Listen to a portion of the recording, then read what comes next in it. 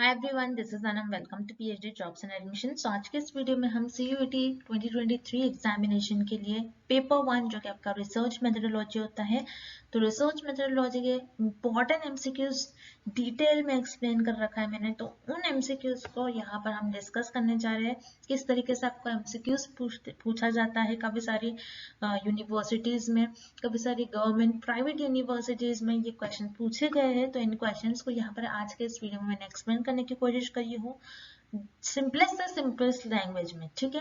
तो आपको जिस भी क्वेश्चन में डाउट है आप मुझे कमेंट कर पूछ सकते हो। उसी के साथ साथ मैं आपको बता दूं, आपके सीयूईटी 2023 का सिलेबस आउट हो चुका है, उस पर भी मैंने एक डिटेल वीडियो बना रखा है। तो आपको किस तरीके से स्टडी करना है, कितना आपको किस टॉपिक से क्वेश्चन आने के चांसेस है, किस तरीके से और कब तक ये अपने एग्जामिनेशन डेट जल्द ही, क्योंकि आपका सिलेबस इन्होंने शेयर कर दिया तो आपका एग्जामिनेशन डेट भी जल्द ही अनाउंस कर दिए जाएंगे। तो जितने जल्दी हो सके आपको प्रिपरेशन को स्टार्ट करना है, क्योंकि जो एग्जाम डेट आती है 15 डेज बाद की एग्जाम डेट आपके साथ शेयर करी जाती है, या फिर 1 महीने बाद की। तो बहुत कम टाइम होता है प्रिपरेशन के लिए। आपको बहुत अच्छी तरीके से प्रिपरेशन करना है। कंपटीशन काफी तगड़ा होने वाला है, क्योंकि एनटीए इस बार आपका एग्जाम कंडक्ट कर रही है। काफी सारे स्टूडेंट्स अपीयर होते हैं, जिससे कि सीट लिमिटेड होती है। तो आपको याद रखना है, अच्छे तरीके से प्रिपरेशन करनी है। आपके जो भी डाउट्स है, आपको जिस भी तरीके की प्रॉब्लम है, आप मुझे कमेंट करके पूछ सकते हो। उसी के साथ साथ हमारे कोर्स में हम आपको कंप्लीट गाइडेंस देते हैं। कंप्लीट हम आपको बताते हैं कि कहाँ से क्वेश्चन आने के चांसेस है, कितना आपको स्टडी करना है, किस पार्ट से, कौन सा पार्ट इंपॉर्टेंट है, किस पार्ट पर आपको ज्यादा फोकस देना है, कौन सा पार्ट आपको ज्यादा उस पर पॉइंट पर फोकस नहीं रहना है, किस पॉइंट से ज्यादातर क्वेश्चन नहीं भी पूछे जाते हैं, अब आप उस पर आपको टाइम वेस्ट नहीं करना है। ये सारी चीजें हमारे कोर्स में आपको बताते हैं, जिसके लिए आपको स्क्रीन पर नंबर शो हो रहा है। इस नंबर पर आप हमें व्हाट्सएप के थ्रू कांटेक्ट कर सकते हो, या फिर आप हमारे ऐप के थ्रू डायरेक्टली स्टडी मटेरियल को एक्सेस कर पाओगे। So that's it, time waste नहीं करते, आज के सेशन को हम स्टार्ट करते हैं। जैसा कि आप स्क्रीन पर देख सकते हो, यहाँ पर पेपर 1 जो कि आपका रिसर्च मेथोडोलॉजी होता है, हर एक स्टूडेंट के लिए रिसर्च मेथोडोलॉजी जो है ये कॉमन होने वाला है।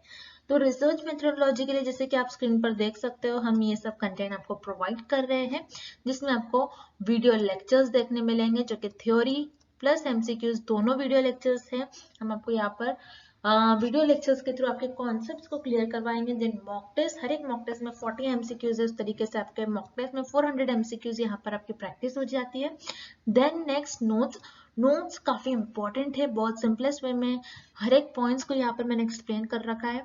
तो आपके जो भी डाउट्स है, आपको जो भी हर एक टॉपिक में डाउट्स है, अगर आप एक बारी नोट्स के थ्रू उसको रीड कर लेते हो तो वहां पर आपका डाउट, हर एक डाउट आपका क्लियर हो जाएगा। तो नोट्स में हमने के इम्पोर्टेंट पॉइंट्स को आप देखोगे, जो भी हमारे बैच के स्टूडेंट है, वहां पर मैंने इंपॉर्टेंट पॉइंट्स को हाईलाइट कर रखा है, जिससे कि आप उन पॉइंट्स को, उन वर्ड्स पर फोकस कर सको। देन उसके बाद पीडीएफ हम आपको प्रोवाइड करते हैं, जिसमें 1500 से भी ज्यादा इंपॉर्टेंट क्वेश्चंस है, जिसमें हमने आपको प्रीवियस ईयर क्वेश्चंस आपके साथ डिस्कस करा है, एंड मोस्ट एक्सपेक्टेड एमसीक्यूज भी यहाँ पर आपके साथ शेयर करा है। तो सारा कंटेंट आपको बाइलिंगुअल लैंग्वेज, हिंदी इंग्लिश दोनों लैंग्वेज में हम प्रोवाइड करते हैं। तो ये सारा कंटेंट जो है, इससे आपको 100% हम पासिंग गारंटी देते हैं कंटेंट के थ्रू, कि हमारे कंटेंट से एग्जामिनेशन में क्वेश्चंस आपको पूछे जाने के चांसेस है। तो उसके लिए आपको स्क्रीन पर जो नंबर नजर आ रहा है व्हाट्सएप के थ्रू, या फिर अगर आप हमारे ऐप के थ्रू कंटेंट को एक्सेस करते हो, तो आपको सारी चीजें एक ही जगह पर मिल जाती है। ऐप पर हमारा प्रॉपरली हर एक चीज आपको टॉपिक वाइज हर एक चीज आपको एक ही जगह पर ऐप पर मिल जाएगा।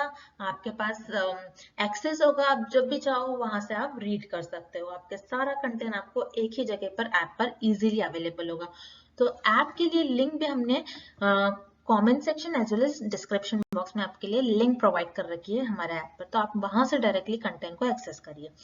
जैसे कि आप स्क्रीन पर देख सकते हो, पेपर 2 का भी हम आपको स्टडी मटेरियल प्रोवाइड करते हैं, जिसमें आपको full syllabus notes, MCQs plus previous year questions भी देखने मिलेंगे। इन सारे सब्जेक्ट्स पर हम आपको स्टडी मटेरियल प्रोवाइड कर रहे हैं। अगर इन सारे सब्जेक्ट्स के अलावा भी आपको कोई और सब्जेक्ट का स्टडी मटेरियल चाहिए, तो आप मुझे कॉमेंट कर बता सकते हो। उस पेपर 2 के लिए भी आपको दिए गए स्क्रीन पर जो नंबर नजर आ रहा है, इस पर व्हाट्सएप के थ्रू आपको हमें कॉन्टेक्ट करना है। सो दैट्स इट, हम आज के सेशन को हम स्टार्ट करते हैं। एक मात्रात्मक अध्ययन की रिपोर्ट में शामिल नहीं होगी। A report of a quantitative study will not include इस क्वेश्चन में हमें ये फाइंड आउट करना है कि अगर आप क्वांटिटेटिव स्टडी परफॉर्म कर रहे हो तो आप उस क्वांटिटेटिव स्टडी में कौन सी ऐसी चीज है जिसको रिपोर्ट नहीं करोगे, जिसको इंक्लूड नहीं करोगे। मतलब आप एक मात्रात्मक अध्ययन की रिपोर्ट लिख रहे हो तो उसमें आप कौन से ऐसे विकल्प है जिसको आप शामिल नहीं करोगे। तो यहाँ पर इस क्वेश्चन में आपको पता होना चाहिए कि क्वांटिटेटिव स्टडी होती क्या है, मतलब आपकी मात्रात्मक अध्ययन होती क्या है। क्वांटिटेटिव स्टडी, तो क्वांटिटेटिव स्टडी में क्या करते हैं हम, हमारे पास थियोरी अवेलेबल होती है, हमारे पास थियोरी अवेलेबल होती है, हमारे पास कुछ ना कुछ इंफॉर्मेशन जो है वो अवेलेबल होती है। इंफॉर्मेशन अवेलेबल होती है, उस पर हम हाइपोथेसिस ले डाउन करते हैं, उसको ऑब्जर्व करेंगे, उसको मेजर करेंगे, उसको एनालाइज करेंगे, उसको देखेंगे, हर एक पॉइंट ऑफ व्यू से ऑब्जर्व करेंगे किस तरीके से वो फेनोमेना हैपन हो रहा है। सारी चीजें आप ऑब्जर्व करते हो, एनालाइज करते हो, देन एनालिसिस के बाद आप कुछ इंटरप्रेट करते हो, कुछ चीजों को मेजर करोगे। सो बेसिकली क्वांटिटेटिव स्टडी का मतलब क्या होता है, जिसमें आप नंबर से डील करो, जिसमें आप कोई क्वांटिटी से डील करो, आप चीजों को मेजर करोगे, आप देखोगे कि जो आपके जो थ्योरी है ये वैलिड है या फिर नहीं। बेसिकली हम यही देखते हैं क्वांटिटेटिव स्टडी में। जैसा हम क्वालिटेटिव स्टडी में थ्योरी बना लेते हैं तो उसी थ्योरी का वैलिड करते हैं, उसको हम देखते हैं कि वो थ्योरी वैलिड है या फिर नहीं, उसको हम डिफरेंट डिफरेंट वेज से ऑब्जर्व करेंगे, उस पर टेस्ट परफॉर्म करेंगे, उसमें जो भी फेनोमेना हो रहा है, जो भी आपके पास जो भी फेनोमेना अकर हो रहा है, उन सारी चीजों को ऑब्जर्व करेंगे, जो भी चीजें हैपन हो रही है उसको ऑब्जर्व करेंगे, उसको मेजर करेंगे। बेसिकली क्वांटिटेटिव है तो मेजरमेंट तो बहुत जरूरी है, आप चीजों को मापते हो क्वांटिटेटिव स्टडी में। सो यहाँ पर जो आपका ऑप्शन है ये सही है, आप चीजों को मेजर करते हो, काउंट करते हो। क्वांटिटेटिव है मतलब क्वांटिटी से डील कर रही है, क्वांटिफिएबल डेटा होगा इसमें आपके पास क्वांटिटेटिव स्टडी में, जिसको आप काउंट कर सके। उसी तरीके से आप ये भी बताते हो कि आपकी जो थ्योरी है ये वैलिड है या फिर नहीं, आप वैलिडेशन बताते हो ये कि थ्योरी वैलिड है या नहीं है, हम मान सकते हैं कि नहीं इस तरीके की थ्योरी सही है या फिर नहीं है। मतलब हम अपने हमारी थ्योरी को प्रूव करते हैं, वो वैलिड बताते हैं कि उसकी मान्यता है या फिर नहीं है। सो वैलिडेशन जो है ये भी क्वांटिटेटिव स्टडी का पार्ट होती है। सो मेजरमेंट ऑब्वियसली होगा, वैलिडेशन भी होता है, रिजल्ट भी होता है, क्योंकि हम ऑब्जर्व करते हैं चीजों को, हाइपोथेसिस ले डाउन करने के बाद हम ऑब्जर्व करते हैं, उसको एनालाइज करते हैं, मेजर करेंगे, हर चीज करेंगे, फिर उसके बाद लास्ट में हम आप इंटरप्रिटेशन देते हो, कुछ कंक्लूजन देते हो, उससे कुछ ना कुछ रिजल्ट निकलता है, उसके बेसिस पर आप बताते हो आपके जो भी टेस्ट होते हैं, आपने जो भी परफॉर्म किया होता है, जो भी स्टडी करते हैं क्वांटिटेटिव स्टडी में, लास्ट में आप रिजल्ट बताते हो कि इससे क्या आपको मिल रहा है, क्या रिजल्ट आपका आ रहा है, क्या आपकी रिजल्ट बता रही है। सो रिजल्ट भी क्वांटिटेटिव स्टडी का पार्ट होती है, ये बहुत जरूरी है। क्वांटिटेटिव स्टडी में बहुत इंपॉर्टेंट रोल प्ले करती है आपकी रिजल्ट, क्योंकि आप रिजल्ट के लिए क्वांटिटेटिव स्टडी परफॉर्म करते हो। तो याद रखिएगा मेजरमेंट, रिजल्ट एंड वैलिडेशन ये तीनों भी आपके क्वांटिटेटिव स्टडी में इंक्लूड होंगे, और जो इंक्लूड नहीं होता है वो विकल्प है, वो ऑप्शन है आपका कन्फेशन, जिसे हम कहते हैं कबूलना। कन्फेशन क्या होता है, जिसमें आपने कोई गलत कर दिया तो आप कबूलते हो, आपने कुछ जुर्म कर दिया जैसे, तो आप क्या करते हो, उसको कबूलते हो कि मैंने ये गलती करी है, आप बेसिकली आपकी मिस्टेक्स बताते हो। सो क्वांटिटेटिव स्टडी में हम हमारी कोई मिस्टेक्स ने आगे रखते, रिसर्च अपने कोई मिस्टेक्स को नहीं बताते हैं, कुछ कन्फेस नहीं करते। सो कन्फेशन जो है क्वांटिटेटिव स्टडी में इंक्लूड नहीं होता है, ये क्वांटिटेटिव स्टडी का पार्ट नहीं होता है। सो इस क्वेश्चन का आपका राइट आंसर हो जाएगा ऑप्शन सी, कन्फेशन, कबूलना। Next, which one is not a graphic representation of data? कौन सा आंकड़ों की ग्राफिक प्रस्तुति नहीं करता है? इस क्वेश्चन में हमें ये बताना है कि दिए गए ऑप्शंस में से कौन सा एक ऐसा ऑप्शन है जिसमें हमारे पास जो भी डेटा होता है उस डेटा को हम ग्राफिक रिप्रेजेंटेशन नहीं कर सकते, उसको हम ग्राफिकल वे में प्रेजेंट नहीं कर सकते। मतलब इस प्रश्न में हमें ये पता लगाना है कि कौन सा ऐसा विकल्प है जिसे हम हमारे पास जो भी आंकड़े होंगे उस ऑप्शन में, जो भी हमारे पास आंकड़े होंगे उस आंकड़ों को हम ग्राफिक प्रस्तुति नहीं दिखा सकते हैं, नहीं कर सकते हैं ग्राफिकल वे में से प्रेजेंट।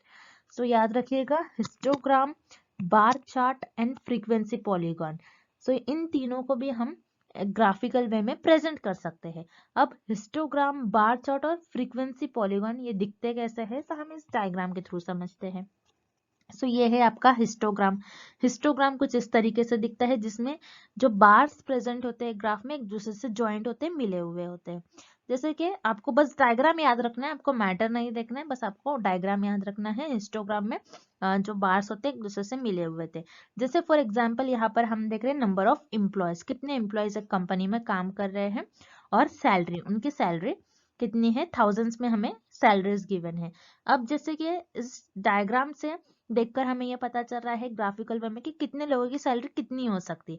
जैसे यहाँ पर अगर आप देखते हो 100 एम्प्लॉय 0 से 10,000 के बीच में कुछ 50 एम्प्लॉयज की इनकम होगी। उसी तरीके से 300 एम्प्लॉय ऐसे हैं जिनकी इनकम 10 से 20,000 के बीच में होंगे। उसी तरीके से 280 मान लीजिए, 280 ऐसे एम्प्लॉयज है जिनकी इनकम 20 से 30,000 के बीच में होंगी। सो यहाँ पर आपको नंबर्स के फॉर्म में रिप्रेजेंटेशन हो रहा है, नंबर्स के फॉर्म में इंफॉर्मेशन मिल रही है, कितने परसेंट लोगों की, इतने लोगों की इनकम, 400 लोगों की इनकम इतनी हो सकती है, 30 से 40,000 के बीच में लाई कर सकते हैं। सो यहाँ पर हिस्टोग्राम में आप आपका जो भी डेटा होता है उसको ग्राफिकल वे में प्रेजेंट करते हैं। उसी तरीके से बार चार्ट, बार चार्ट कुछ इस तरीके से दिखता है। सो इसमें याद रखिएगा, बार चार्ट में जो आपके बार्स होते हैं एक दूसरे से मिले हुए नहीं होते, लेकिन हिस्टोग्राम में जो बार्स होते हैं एक दूसरे से ज्वाइंट होते हैं, मिले हुए होते हैं। जैसे आप देख रहे हो, this is diagram of bar chart. Bar chart में जैसे वाई एक्सिस पर हमें नंबर ऑफ चिल्ड्रंस गिवन है और उनके फेवरेट कलर का हमें गिवन है। तो यहाँ पर 8 चिल्ड्रन ऐसे जिनको रेड कलर पसंद है। उसके बाद मान लीजिए 7.8 चिल्ड्रन ऐसे होंगे जिनको ब्लू कलर पसंद है। फिर 4.5 ऐसे चिल्ड्रन होंगे जिनको ग्रीन कलर पसंद है। फिर उसी तरीके से हमें 6 चिल्ड्रन ऐसे जिनको पिंक कलर पसंद है। सो यहाँ पर भी आपको जो डेटा मिल रहा है, आप ऐसा बोल सकते हो, ऐसा भी आप कह सकते हो डेटा को एनालाइज करके एवरेज जो लोग है, ज्यादातर जो बच्चे हैं, ज्यादातर जो चिल्ड्रन है, उनको येलो कलर पसंद है। तो हम ऐसा कर सकते हैं, मतलब नंबर्स के फॉर्म में आपको ग्राफिकल वे में आप डेटा को रिप्रेजेंट कर सकते हो ग्राफ के थ्रू। उसी तरीके से फ्रीक्वेंसी पॉलीगॉन क्या होता है, फ्रीक्वेंसी पॉलीगॉन कुछ इस तरीके से दिखता है। सो फ्रीक्वेंसी पॉलीगॉन याद रखिए हिस्टोग्राम की तरह ही होता है। सो फ्रीक्वेंसी पॉलीगॉन क्या होता है, हिस्टोग्राम ही होता है, लेकिन उसमें जो आपका पॉइंट्स होते हैं आप उनको मिला देते हो। जैसे हिस्टोग्राम में ये जो मिडिल पॉइंट होगा इसे मैं मिला दूंगी, इस सारे मिडल्स पॉइंट को मैं मिला दूंगी, तो ये आपका बन जाएगा फ्रीक्वेंसी पॉलीगॉन। उसी तरीके से इस ग्राफ में बताया है, फ्रीक्वेंसी पॉलीगॉन में आप बताते हैं कि कहाँ डेटा कितना कम ज्यादा हो रहा है। जैसे कि यहाँ पर हर एक पॉइंट को हमने क्या कर दिया, मिला दिया। सो ये हो जाता है आपका फ्रीक्वेंसी पॉलीगॉन। अगर आप फ्रीक्वेंसी पॉलीगॉन का ग्राफ देखोगे तो आपको कुछ इस तरीके से नजर आएगा, फ्रीक्वेंसी पॉलीगॉन ऐसा कुछ दिखेगा। सो फ्रीक्वेंसी पॉलीगॉन क्या होता है, हिस्टोग्राम का ही जो पॉइंट होते हैं, मिडिल पॉइंट को हम ज्वाइन करते जाते हैं, और कुछ इस तरीके से आपका ग्राफ दिखता है फ्रीक्वेंसी पॉलीगॉन का। तो हिस्टोग्राम, बार चार्ट और फ्रीक्वेंसी पॉलीगॉन को हम ग्राफिकल वे में रिप्रेजेंट कर सकते हैं, लेकिन टेबल को हम ग्राफिकल वे में रिप्रेजेंट नहीं करेंगे, क्योंकि टेबल में हर एक टाइप की इंफॉर्मेशन होती है, आपको नंबर्स के फॉर्म में इंफॉर्मेशन नहीं मिलेगी। सो बेसिकली जो टेबल होता है, टेबल में जो भी आपके पास डेटा होता है उसको हम ग्राफिक वे में रिप्रेजेंट नहीं करते। सो इस क्वेश्चन का आपका राइट आंसर हो जाएगा option C, table. Next, the validity which is assessed by checking measurement instrument against some future outcome is, वैधता जिसका आकलन कुछ भविष्य के परिणामों के खिलाफ माप उपकरण की जांच करके किया जाता है। इस क्वेश्चन में हमें वैलिडेशन से रिलेटेड कुछ ऑप्शंस गिवन है, हमें बताना है कि कौन सी वैलिडिटी की डेफिनेशन होगी। सो इस डेफिनेशन में बता रहा है कि एक वैलिडेशन है, आपने क्या किया, कुछ आप चीजों को, इंस्ट्रूमेंट को मेजर कर रहे हो, तो आपने फ्यूचर में जो मेजरमेंट आ सकता है उसका आपने कुछ गेस किया कि आपके फ्यूचर का आउटकम ऐसा आ सकता है। सो आपने यहाँ पर फ्यूचर के बारे में कहा है, तो कौन सी वैलिडिटी की डेफिनेशन होगी हमें ये पता करना है। तो याद रखिएगा आप क्या कर रहे हो यहाँ पर, वैलिडिटी से रिलेटेड हमें बहुत सारे टर्म्स गिवन है, और हमें जो भी टर्म गिवन है ये वैलिडिटी की डेफिनेशन से सारी, सॉरी वैलिडिटी के टाइप से सारे। सो वैलिडिटी होती क्या है आपको ये पता होना चाहिए। वैलिडिटी क्या होती है, जिसके पीछे कुछ ना कुछ लॉजिक हो, उसका जो रीजनलेस हो, इसका कुछ रीजन नहीं होता लेकिन लॉजिक हो, उसे हम कहते हैं वैलिडिटी। अब जैसे मान लीजिए फॉर एग्जाम्पल दिन है, दिन के बाद रात आएगा, सो इसके पीछे कोई रीजन नहीं है, आप कहोगे कि ये लॉजिक है, ये एक लॉजिक है, दिन के बाद रात ही आता है। सो यहाँ पर कोई रीजन नहीं है लेकिन लॉजिक है, उसे हम कहते हैं वैलिडिटी। सो यहाँ पर हमें वैलिडिटी की कुछ टाइप्स की मैंने हमें बताना है, इन टाइप्स में से ये कौन से वैलिडिटी की डेफिनेशन होगी। सो जैसे कि इस डेफिनेशन में हमें बता रहा है, आपने क्या किया, जो फ्यूचर में आउटकम है, फ्यूचर में जो मेजरमेंट आ सकते हैं आपने उसको बताया है। सो फ्यूचर में आ रहा है मतलब यहाँ पर आपने फ्यूचर के बारे में गेस करा, ऐसा हो सकता है, ऐसे आ सकते हैं मेजरमेंट। सो यहाँ पर आप क्या कर रहे हो, कुछ प्रिडिक्ट कर रहे हो, यहाँ पर गेस कर रहे हो। सो ये वैलिडिटी, कौन सी वैलिडिटी की डेफिनेशन होगी, प्रिडिक्टिव वैलिडिटी, मतलब अनुमानित की वैधता। सो ये वैधता किस वैधता की डेफिनेशन होगी, प्रिडिक्टिव वैलिडिटी, प्रिडिक्टिव वैधता की, जिसमें आप कुछ गेस कर रहे हो फ्यूचर के बारे में, आप पहले से बता दे रहे हो कि ऐसा हो सकता है, आपके कुछ गेसेस कर रहे हो, प्रिडिक्ट कर रहे हो, उसे हम कहते हैं प्रिडिक्टिव वैलिडिटी। सो आपको जो डेफिनेशन गिवन है, ये आपको प्रिडिक्टिव वैलिडिटी मतलब अनुमानित की वैधता की भाषा गिवन है। सो यहाँ पर आपके जो डेफिनेशन गिवन है, ऑप्शन बी की डेफिनेशन गिवन है। अब जो हमें इनकरेक्ट ऑप्शंस गिवन है उन्हें भी हम देख लेते हैं, ये क्या होती है। फेस वैलिडिटी, फेस वैलिडिटी का मतलब होता है जिसको आप देखकर ही बता दो। जैसे मान लीजिए मैंने आपको एक पेपर दिया और उसमें सारे नंबर्स है, आप एडिशन, सब्सट्रैक्शन, मल्टीप्लिकेशन, तो आप उससे देखकर क्या कहोगे कि ये मैथ्स का पेपर है। बेसिकली मैंने आपको मैथ्स का पेपर दिया, आप उससे देखकर डायरेक्टली बोल दोगे कि आप ये मैथ्स का पेपर है। तो आपने क्या किया, देख कर ही आपको पता चल गया, आपने रीड करा उसको फेस से ही, आपको देख कर ही पता चल गया कि ये फेस वैलिडिटी, मतलब आपने एक बार देख लिया और आपको पता चल गया कि इस पेपर में कौन सा कंटेंट लिखा है। सो उसे हम कहते हैं फेस वैलिडिटी, अग्रभाग की वैधता। सो फेस वैलिडिटी जिसे हम देख कर ही पता कर रहे हैं, यहाँ पर देख कर रहे हैं, कुछ पता कर रहे हैं, आप आने वाले जो फ्यूचर है, आने वाले समय के बारे में आप कुछ भविष्यवाणी कर रहे हैं। सो उसे हम फेस वैलिडिटी नहीं कहेंगे। सो यहाँ पर आपका विकल्प ए गलत हो जाएगा, ऑप्शन ए रॉन्ग हो जाएगा। उसी तरीके से ऑप्शन सी कॉनकरेंट वैलिडिटी, जिसे हम कहते हैं समवर्ती की वैधता। कॉनकरेंट, कॉनकरेंट क्या होता है, वो जब करंट में है, और कॉनकरेंट मतलब यहाँ पर कोई दो फेनोमेना होते हैं, एक फेनोमेना अगर आकर होता है तो उसके बेसिस पर आप गेस करते हो कि वो ऐसा ही हो सकता है। जैसे मान लीजिए कोई स्टूडेंट है, उस स्टूडेंट ने प्रैक्टिकल में अच्छा परफॉर्म किया, तो वैसे क्या कहूंगी, वो थ्योरी में भी अच्छा परफॉर्म करेगा। तो यहाँ पर कोई दो फेनोमेना है, इसको मैं कंपेयर कर रही हूँ, उसके बेसिस पर मैं बता रही हूँ। सो कॉनकरेंट क्या होता है, एक फेनोमेना के अकर होने पे मैं दूसरे को बता रही हूँ उसका क्या स्टेटस होगा। सो उसे कहते हैं हम कॉनकरेंट वैलिडिटी। सो हमें जो डेफिनेशन गिवन है, कॉनकरेंट वैलिडिटी की भी डेफिनेशन नहीं गिवन है, बल्कि यहाँ पर आप फ्यूचर के बारे में जो मेजरमेंट आएंगे उनका कुछ आउटकम बता रहे हो। सो ये प्रिडिक्टिव वैलिडिटी की डेफिनेशन होगी। सो इस प्रश्न का आपका सही विकल्प हो जाएगा विकल्प बी, option B, predictive validity. Next, in order to measure the scatter of the values of items in the observed data, which of the following statistical method is used? निम्नलिखित सांख्यिकीय पद्धति में वस्तुओं को मूल्यों के बिखराव के मापने के लिए किसका उपयोग किया जाता है। तो इस क्वेश्चन में बेसिकली हमें बता रहा है, आपने कुछ चीज़ों को मेजर किया, उससे आपको कुछ वैल्यूज मिल रही है, कुछ डेटा मिल रहा है, आपने कुछ टेस्ट परफॉर्म किया, आपने उसमें से आपने कुछ ऑब्जर्व डेटा मिला, आपने कुछ ऑब्जर्व किया, आपको कुछ डेटा मिला।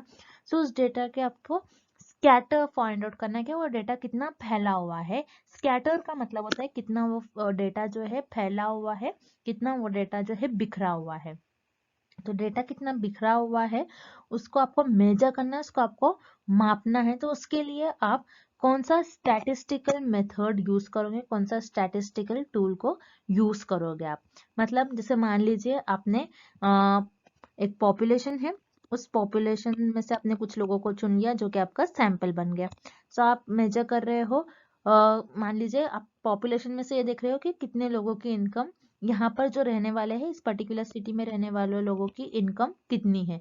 सो आपको मिल गया इस पर्टिकुलर सिटी में रहने वाले लोगों की इनकम हो सकता है 50 से 90,000 के बीच में है। सो आपको देखना है एवरेज लोगों की इनकम क्या होगी। 50 से 90,000 तो हमें मिल गई वैल्यू, लेकिन एवरेज लोग कितने ज्यादा ऐसे लोग हैं जिनकी इनकम कितनी होगी 50 से 90 के बीच में, ज्यादातर लोगों की इनकम कितनी होगी। आपको मान लीजिए मीन किसी का फाइंड आउट करना है, किसी का मीडियन फाइंड आउट करना है। सो यहाँ पर आपने डेटा ले लिया, अब उस डेटा का आपको स्कैटर फाइंड आउट करना है कि डेटा कितना फैला हुआ है। सो यहाँ पर मुझे सैंपल से कुछ इन्फॉर्मेशन मिल गई। अब उस इन्फॉर्मेशन को मैं कुछ इस तरीके से स्प्रेड आउट करूंगी। मैंने हर एक सैंपल में से हर एक पर्सन से इन्फॉर्मेशन ले ली, हर एक मेरे नमूनों में से हर एक व्यक्ति से मैंने इंफॉर्मेशन ले ली, और उस इंफॉर्मेशन को मुझे जो भी डेटा मिला उस डेटा को मैंने कुछ इस तरीके से प्लॉट कर दिया। अब मुझे देखना है ये डेटा कितना फैला हुआ है, कितने लोगों की इनकम कितने कितने 1000 के बीच में लाई करती, कितने लोगों की इनकम 10, कितने लोगों की इनकम 20 से 30 के बीच में लाई करती है, कितने लोगों की इनकम 40 से 50 के बीच में लाई कर रही है। सो मैं यहाँ पर देख रही हूँ कि ये मेरा डेटा किस तरीके से स्प्रेड आउट है, कितना फैला हुआ है, कितने लोगों की इनकम कितने 1000 के बीच में लाई कर रही है।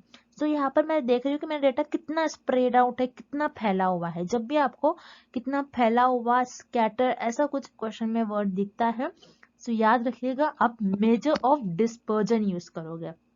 मेजर ऑफ डिस्पर्जन क्या होता है, जिसमें आप कैलकुलेट करते हो standard deviation, variance. Standard deviation बताते हैं कि आपका डेटा मीन से कितना दूर है। सो मेजर ऑफ डिस्पर्जन के अंडर आते हैं आपके टर्म्स जैसे स्टैंडर्ड डिविएशन, वेरिएंस। वेरिएंस बताता है आपका डेटा कितना फैला हुआ है, और स्टैंडर्ड डिविएशन बताता है आपका डेटा मीन से कितना दूर है। सो इसे हम कहते हैं major of dispersion. So major of dispersion बताता है आपका डेटा कितना डिस्पर्ज है, कितना स्कैटर है, मतलब कितना बिखरा हुआ है। सो इसलिए इस क्वेश्चन का आपका राइट आंसर हो जाएगा option C, measure of dispersion. Next, अनुसंधान क्रमविध समस्या के समाधान का अन्वेषण है, परिभाषित किया गया है। Research is a systematic investigation to find answers to a problem is defined by। इस प्रश्न में हमें एक परिभाषा दी गई है, हमें पता करना है कि ये परिभाषा किस साइंटिस्ट के द्वारा कही गई है।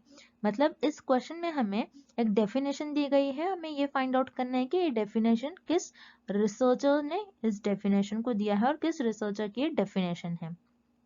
सो याद रखिए यहाँ पर हमें सिर्फ डेफिनेशन दी गई है, हमें रिसर्चर का नाम बताना है और साइंटिस्ट का नाम बताना है। तो एग्जाम में कंपलसरी इस टॉपिक पे आपको 1 और 2 क्वेश्चन देखने ही मिलेगा इस टॉपिक पर। मतलब आपको डेफिनेशन दी गई होंगी, कुछ स्टेटमेंट दिया गया होगा रिसर्च से रिलेटेड, शोध से रिलेटेड कुछ आपको स्टेटमेंट दिया जाएगा और कुछ डेफिनेशंस दी जाएंगी, और आपको पता करना होगा कि ये डेफिनेशन कौन से रिसर्चर की है और ये डेफिनेशन किस साइंटिस्ट की डेफिनेशन होगी। तो आपको एग्जाम में 1 और 2 क्वेश्चन इस टॉपिक पे पूछा ही जाता है कंपलसरी। तो मैं अपने लेक्चर सीरीज में ये सारे जो मैं आपको डेली वीडियोस डालते रहती हूँ, तो इसमें मैं सारे रोज रोज एक 2 क्वेश्चंस कवर करूंगी, जिससे कि आपको पता हो जाएगा कि जो डेफिनेशन है किस रिसर्चर की डेफिनेशन है और किस साइंटिस्ट की डेफिनेशन है, जिससे क्या आप इजीली 1 और 2 क्वेश्चंस को आपके एग्जाम में सॉल्व कर पाओगे। जैसे कि आप देख रहे हो डेफिनेशन, इस डेफिनेशन में इन्होंने बताया कि research is a systematic investigation to find answer to a problem.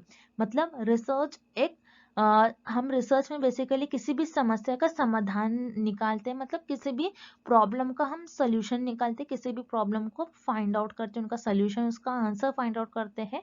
लेकिन किस तरीके से? सिस्टमैटिक इन्वेस्टिगेशन से। सिस्टमैटिक मतलब अगर आप रिसर्च में एक मेथड फॉलो कर रहे हो, आप पहले से डिसाइड करते हो कि मैं इस मेथड से फॉलो करूंगा, इस मेथड से मैं अपनी रिसर्च को परफॉर्म करूंगा। सिस्टमैटिक मतलब स्ट्रक्चर, स्टेप बाय स्टेप। अगर आपने पहला स्टेप परफॉर्म किया, दूसरा, तीसरा, तो आप एक पाथ फॉलो करते हो, बेसिकली एक स्टेप फॉलो करते हो। आप कैसे भी, अगर आपने ये परफॉर्म किया, एक मेथड परफॉर्म किया, तो आप दूसरे मेथड से जाओगे, फिर उसमें आप रिसर्च करना स्टार्ट करेंगे। कभी आप रिसर्च में ऐसा नहीं करते हो। अगर आपने रिसर्च आपकी सिस्टमैटिकली नहीं परफॉर्म की, तो आपकी रिसर्च अनएथिकल हो जाएंगे, आप कभी उस तरीके से रिसर्च कर ही नहीं पाओगे। तो याद रखना है आपको, जब भी आप अगर रिसर्च करते हो, तो बेसिकली हम रिसर्च में किसी भी प्रॉब्लम का समाधान फाइंड आउट करते हैं, मतलब किसी भी समस्या का समाधान खोज करते हैं, उस प्रॉब्लम को सॉल्व करने की कोशिश करते हैं ना, सिस्टमैटिक वे और सिस्टमैटिक इन्वेस्टिगेशन करते हैं। मतलब हम खोज करते हैं चीज़ों के, सिस्टमैटिक वे में हम चीज़ों को फाइंड आउट करते हैं, उसका हल निकालते हैं, उसका समस्या का समाधान निकालते हैं। सो ये जो डेफिनेशन है, इस डेफिनेशन को बर्न्स, इस साइंटिस्ट ने दी है, और ये जो परिभाषा है बर्न द्वारा दी गई परिभाषा है। सो याद रखना है, ये डेफिनेशन बर्न साइंटिस्ट ने 1997 में दी थी ये डेफिनेशन, और बहुत फेमस साइंटिस्ट है, आपको इनका नेम याद रखना है, और इन्होंने ये डेफिनेशन दी थी। तो इस प्रश्न का आपका सही उत्तर हो जाएगा विकल्प A. Next, arrange the steps involve in writing report, अनुसंधान रिपोर्ट लिखने में शामिल कदमों को व्यवस्थित करो। इस क्वेश्चन में हमें रिपोर्ट राइटिंग में, आप जब भी रिपोर्ट लिखते हो, रिपोर्ट राइटिंग में आप कुछ स्टेप्स फॉलो करते हो, उन स्टेप्स को हमें इस क्वेश्चन में करेक्ट ऑर्डर में अरेंज करना है। मतलब अनुसंधान में अगर आप रिपोर्ट लिख रहे हो तो रिपोर्ट लिखने में कौन से विकल्प होंगे, वो सारे विकल्पों को एक ऑर्डर में अरेंज करना है। सो याद रखिए, रिपोर्ट राइटिंग क्या होती है। रिपोर्ट राइटिंग क्या होती है आपकी, जिसमें आपने जो भी आपके रिसर्च का काम होता है, आपने जितने भी रिसर्च करी है, 3 इयर्स 4 इयर्स 6 इयर्स, तो आप आपके रिसर्च का पूरा काम इस रिपोर्ट में मेंशन करते हो कि आपने उतने ईयर में क्या क्या काम किया, किस टॉपिक पर आपने रिसर्च किया, कैसे रिसर्च किया, वो सारा बताते हो आपके रिपोर्ट में। तो जब आप रिपोर्ट लिखते हो आपके रिसर्च में, सो रिपोर्ट लिखने के लिए आप कौन कौन से स्टेप्स, कैसे स्टेप्स फॉलो करते हो, हमें ये बताना होगा इस क्वेश्चन में। तो हम एक एक कर सारे पॉइंट्स देख लेते हैं और हम उन्हें करेक्ट ऑर्डर में अरेंज करेंगे। सो अगर आप रिपोर्ट लिख रहे हो, मतलब आपकी जो रिसर्च का काम है उससे आप बता रहे हो, तो सबसे पहले जो स्टेप्स आप फॉलो करोगे, सबसे पहला स्टेप होगा logical analysis of the subject matter. So ये आपका फर्स्ट स्टेप हो जाएगा। मतलब आपका जो भी सब्जेक्ट है आप उसमें लॉजिकल एनालिसिस करोगे, अपने आपके सब्जेक्ट में क्या क्या किया, आप पहले एनालिसिस करोगे, आप ऑब्जर्व करोगे कितना डेटा आपके पास है, कितना मैटर प्रेजेंट है। तो पहले यहाँ पर जो आपका ऑप्शन सी है, विषय वस्तु का तार्किक विश्लेषण, ये आपका फर्स्ट स्टेप आ जाएगा। देन उसके बाद आपने अपना जो भी सब्जेक्ट का मैटर था उसको एनालाइज कर लिया, फिर उसके बाद आप करोगे एक फाइनल आउटलाइन कि आपने क्या क्या चीज़ों को प्रिपरेशन किया, प्रिपरेशन ऑफ फाइनल आउटलाइन, आपने जो भी प्रिपेयर किया है उतने ईयर में आप उसकी एक फाइनल आउटलाइन बनाओगे कि मैंने ये कर लिया है। सो यहाँ पर आपका जो फाइनल आउटलाइन है, प्रिपरेशन ऑफ फाइनल आउटलाइन मतलब अंतिम रूपरेखा की तैयारी, ये आपका सेकेंड स्टेप हो जाएगा। देन उसके बाद थर्ड स्टेप हो जाएगा कि आप एक रफ ड्राफ्ट तैयार कर लोगे, एक रफ ड्राफ्ट आप प्रिपेयर कर लोगे। सो यहाँ पर रफ ड्राफ्ट जो है आपका ये थर्ड पॉइंट हो जाएगा। रफ ड्राफ्ट क्या होता है, आप रफली कोई एक काम कर लेते हो, उसको आप सही वैसे अरेंज नहीं करते, बस रफली प्रिपेयर कर लेते हो, उसे हम कहते हैं एक rough draft. So preparation of rough draft ये आपका थर्ड स्टेप हो जाएगा रिपोर्ट राइट करने में, रिपोर्ट को लिखने में। देन उसके बाद थर्ड स्टेप आपका हो जाएगा रफ ड्राफ्ट बनाना। रफ ड्राफ्ट के बाद आप उसको रीराइट करोगे, मतलब आपने रफ ले लिया, फिर आप उसको रीराइट करोगे, आप अच्छे से सीक्वेंस ऑर्डर करोगे, उसको पॉलिश करोगे, आप उसको अच्छा करोगे, आप प्रॉपर एक डेटा जैसा दिखता है, आप जैसे बुक देखते हो कोई, तो उसमें आपको प्रॉपर डेटा मेंशन होता है, आप प्रॉपर डेटा लिखते हो। डेटा जो है आपने जैसे रफ ड्राफ्ट तैयार कर लिया, मतलब आपका डेटा कहीं भी है, एक आप उसको मार्जिन दोगे, प्रॉपर लिखोगे, रीराइट करेंगे, और आपका जो भी डेटा है, आपको जो भी मिस्टेक्स लग रहा है उसको आप पॉलिश करोगे। सो रीराइटिंग एंड पॉलिशिंग ये आपका फोर्थ स्टेप आ जाएगा।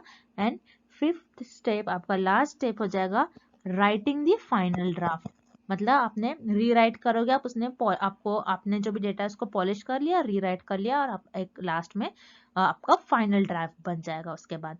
सो इस तरीके से आप स्टेप्स परफॉर्म करते हो जब आप कोई रिपोर्ट लिखते हो रिसर्च में। सो ये स्टेप्स ऐसे ऑर्डर हमें ऑप्शन बी में गिवन है, इसलिए इस क्वेश्चन का राइट आंसर हो जाएगा ऑप्शन बी, विकल्प बी।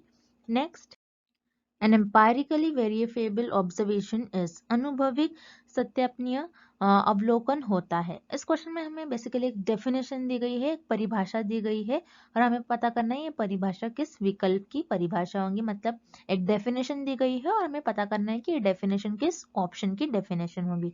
तो यहाँ पर हमें बता रहा है इस डेफिनेशन में आप क्या करो, एम्पायरिकली वेरीफेबल ऑब्जर्वेशन, मतलब एक डेटा होगा, अब कोई भी चीज हो गया, आप उसको एम्पायरिकली मतलब क्या होता है, जिसमें आप आपके एक्सपीरियंसेस यूज करते हो, आप कुछ ऑब्जर्वेशन करते हो, आप एक्सपेरिमेंट्स परफॉर्म करते हो, और उस फिनोमेना को आप वेरीफाई करते हो, हर एक तरफ से देखते हो कि रिजल्ट सही आ रहे हैं या फिर नहीं। मतलब आप बेसिकली फैक्ट बताते हो कि ये रियलिटी में एग्जिस्ट कर रहा है, क्योंकि आप ऑब्जर्वेशन एक्सपेरिमेंट्स उन्हीं चीजों को बताओ, उन्हीं चीजों पर कर सकते हो ऑब्जर्वेशन और एक्सपेरिमेंट जो रियलिटी में एग्जिस्ट कर रहा है, जो फैक्ट है। तो ये जो हमें डेफिनेशन दी गई है, ये फैक्ट की डेफिनेशन दी गई है इस प्रश्न में और इस क्वेश्चन में, तथ्य की डेफिनेशन दी गई है। फैक्ट मतलब जो रियलिटी में एग्जिस्ट कर रहा है, जो सचमुच में हो, जिसे हम इमेजिन नहीं कर सकते, जो रियलिटी में एग्जिस्ट कर रहा है, जिस पर आप एक्सपेरिमेंट्स परफॉर्म करते हो, जिसको आप ऑब्जर्व करते हो, उसको वेरीफाई करते हो, जो रियलिटी में एग्जिस्ट कर रही है, इसे हम कहते हैं फैक्ट। सो ये जो डेफिनेशन दी गई है, फैक्ट की डेफिनेशन दी गई है। अब जो रिमेनिंग ऑप्शन है जो इनकरेक्ट है, उससे भी हम एक बार देख लेते हैं। So option A is value मतलब मूल्य। सो कोई भी चीज का कुछ भी वैल्यू हो सकती है, मूल्य। तो हर एक वैल्यू है, कोई भी वैल्यू हो सकती है, जैसे 250 टू 2500, कुछ भी वैल्यू है, कोई भी चीजों की वैल्यू है। सो हर एक चीजों की वैल्यू है। सो उसे हम टेस्ट नहीं कर सकते, वैल्यू को, मूल्य को आप टेस्ट नहीं कर पाओगे। सो यहाँ पर जो आपका विकल्प है ये इनकरेक्ट है, ये आपका रॉन्ग ऑप्शन है। उसी तरीके से थ्योरी, थ्योरी मतलब सिद्धांत। आपकी जो थ्योरी होती है, थ्योरी को आप, थ्योरी पर एक्सपेरिमेंट्स और यू कैन से थ्योरी पर आप कोई एक्सपेरिमेंट्स नहीं परफॉर्म करते, बेसिकली उसको ऑब्जर्व तो करोगे, लेकिन आप आपके एक्सपीरियंसेस नहीं यूज कर सकते हो। लेकिन फैक्ट में आप आपके एक्सपीरियंसेस और ऑब्जर्वेशंस यूज करते हो। तो यहाँ पर जो आपका विकल्प बी है, इस क्वेश्चन का रॉन्ग आंसर हो जाएगा। तो थ्योरी, थ्योरी का एग्जाम्पल है आपकी बिग बैंग थ्योरी, जिसमें बताया है कि आपका जो दुनिया है, पूरी वर्ल्ड के इस तरीके से फिर से डेवलप हुई है। सो आप बिग बैंग थ्योरी अगर जिसको पता होगा तो अच्छी तरीके से समझ पाएगा कि थ्योरी क्या होता है। उसमें बताया है कि वर्ल्ड कैसा डेवलप हुआ, वर्ल्ड कैसा बना है। सो ये हो गया थ्योरी, जिसे आप एक्सपेरिमेंट्स नहीं परफॉर्म कर सकते हो, आप बस पता कर सकते हो चीजों के बारे में जो एग्जिस्ट कर रही है। स्टेटमेंट, स्टेटमेंट जो वन लाइन स्टेटमेंट होता है, स्टेटमेंट पर आप टेस्ट कर सकते हो, उसको आप ऑब्जर्व कर सकते हो, लेकिन आप उसको प्रूव नहीं कर सकते, आपने पता चला कि वो रियलिटी में एग्जिस्ट कर रहा है या फिर नहीं कर रहा है। सो यहाँ पर आपका ऑप्शन डी भी इनकरेक्ट हो जाएगा। सो इस क्वेश्चन का, इस प्रश्न का जो सही उत्तर हो जाएगा वो है आपका विकल्प से, तथ्य मतलब fact. And thank you for watching this video. Good luck with your preparations.